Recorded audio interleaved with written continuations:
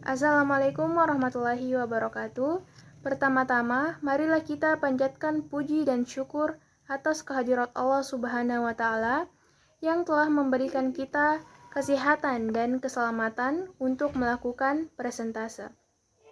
Tak lupa pula kita kirimkan salawat dan salam kepada baginda Nabiullah Shallallahu Alaihi Wasallam.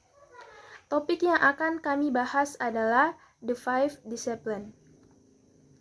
Perkenalkan, kami dari kelompok 6. Saya sendiri, Makfira Ilyas, dan rekan kelompok saya, Rugawati. Baiklah, saya akan memaparkan materi, yaitu The Five Discipline. Era industri telah berusaha terus-menerus untuk meyakinkan orang tentang satu hal, yakni kepercayaan yang menyeluruh pada satu pandangan dunia. Zaman ini adalah periode luar biasa mengenai lintas perusahaan bisnis pada saat ini. Pada dasarnya, mereka menuangkan semua energi yang mereka bisa untuk mempertahankan kekuatan serta menjadi lebih ketat sehingga mereka lebih mampu beroperasi. Sekolah dan tempat kerja adalah industri yang sama. Tidak ada perbedaan di antara keduanya. Hanyalah dua perwujudan dari zaman industri. Hal yang paling mendasar dalam spesies manusia adalah dorongan untuk belajar. Seseorang datang ke dalam hidup dengan persiapan penuh untuk pembelajaran seumur hidup, yang kemudian mulai menghadapi sesuatu yang sangat berbeda. Jadi, sekolah dan pekerjaan pada dasarnya adalah lembaga yang sama untuk merefleksikan sedikit tentang apa yang dipelajari. Orang-orang dari berbagai jenis organisasi akan mencoba untuk mempertahankan perubahan yang ada demi kelancaran jalannya suatu organisasi. Nah, organisasi itu akan berubah serta beradaptasi dengan dunia yang mereka lihat benar-benar berubah di sekitar mereka, dan mereka harus melakukan sesuatu yang benar. Sebuah organisasi tidak bisa bekerja tanpa seseorang yang memegang kendali. Selain itu, sulit bagi kita untuk melihat metafora perorganisasian yang memberi koherensi dan kesamaan arti hidup. Organisasi yang terbentuk akan tampak seperti lingkaran pertemanan dan teman yang berkembang. Selanjutnya, pengertian sederhana tentang sistem merupakan landasan tentang subjek perubahan sistemik. Di dalamnya terdapat pola saling ketergantungan. Gagasan era industri tentang kontrol adalah sistem yang dirancang untuk dikendalikan serta menyerahkan kekuasaan di tangan sejumlah orang yang melaksanakannya. Landasan manajemen mutu adalah tim tempat orang benar-benar belajar, dan ini sangat penting untuk inovasi dan untuk membangun jenis organisasi yang kita impikan, kemudian membuatnya menjadi nyata, dan juga memerlukan etika serta kapasitas untuk kolaborasi. Selanjutnya yaitu istilah atau terminologi yang ada dalam video tersebut, yaitu yang pertama, fundamental.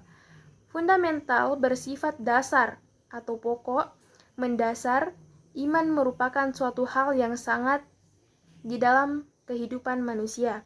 Selanjutnya yaitu industrialisasi, merupakan suatu proses perubahan sosial ekonomi yang mengubah sistem pencaharian masyarakat agraris menjadi masyarakat industri.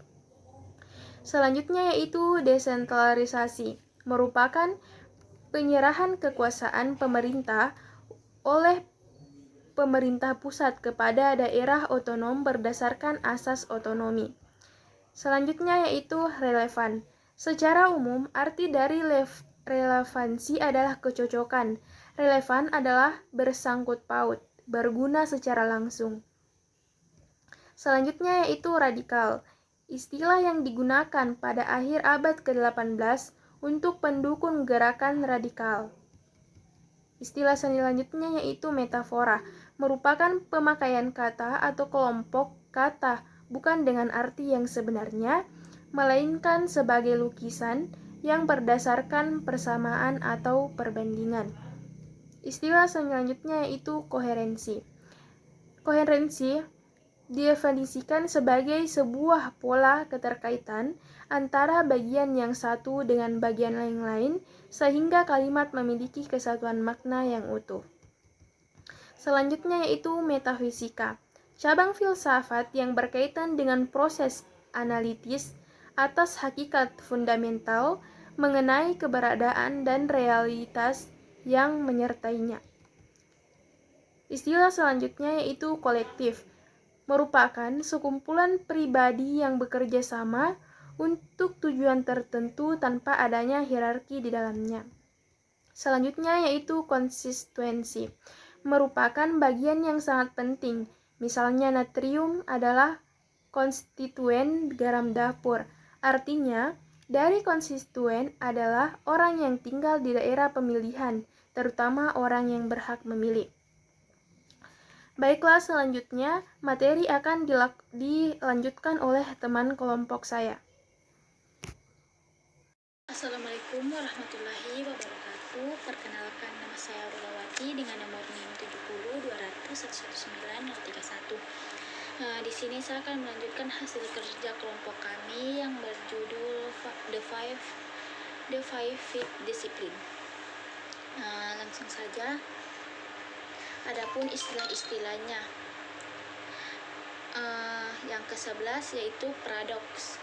Suatu hasil situasi yang timbul dari sejumlah premis yang diakui kebenarannya yang bertolak dari suatu pernyataan dan akan tiba pada sekelompok pernyataan yang menuju ke sebuah kontradiksi atau ke sebuah situasi yang berlawan dengan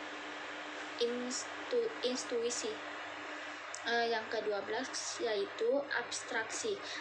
Adapun abstraksi itu proses representasi data dan program dalam bentuk sama dengan pengertiannya atau semantik, dengan menyembunyikan rincian atau detail implementasi. Abstraksi juga mencoba menyembunyikan detail agar programmer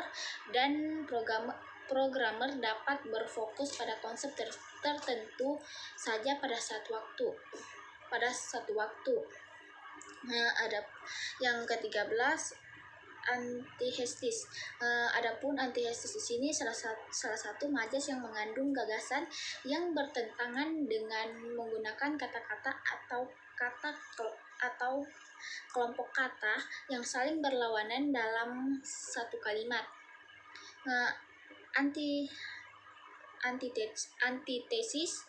Antitesis dapat membandingkan dua hal yang memiliki makna berbeda. Yang ke-14 yaitu revitalisasi, suatu proses atau cara perbuatan untuk menghidupkan kembali suatu hal yang sebelumnya terberdaya, sehingga revitalisasi berarti menjadikan sesuatu atau perbuatan untuk menjadi vital. Sedangkan kata vital mempunyai arti sangat penting atau sangat diperlukan sekali untuk kehidupan dan sebagainya.